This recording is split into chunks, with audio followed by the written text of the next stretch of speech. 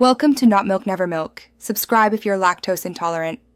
You start now, unplug all peripherals and leave only the power cable and one controller because extra draws confuse diagnostics. Check the power brick LED, solid green versus no light tells you a lot. Once done, move the console to clear air, overheating shuts it down. Next, perform a hard reset. Hold the guide button for 10 seconds to power cycle, then unplug the brick 30 seconds and plug back in. These steps quickly separate power, peripheral, and overheating issues so you know where to focus.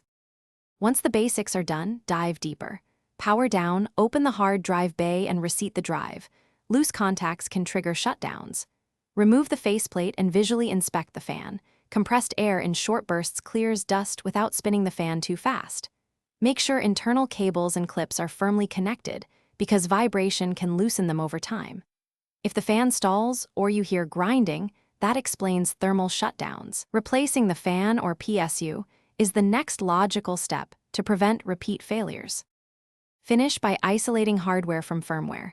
Boot the console with a different power supply to confirm which component fails. If the unit stays on, replace your PSU. If not, backup saves and perform a factory reset or full system update to rule out software-induced reboots. Monitor after power cycle for stable runtime. If problems persist, record LED colors, audible patterns, and timing of shutdowns. This info speeds professional repair or support calls.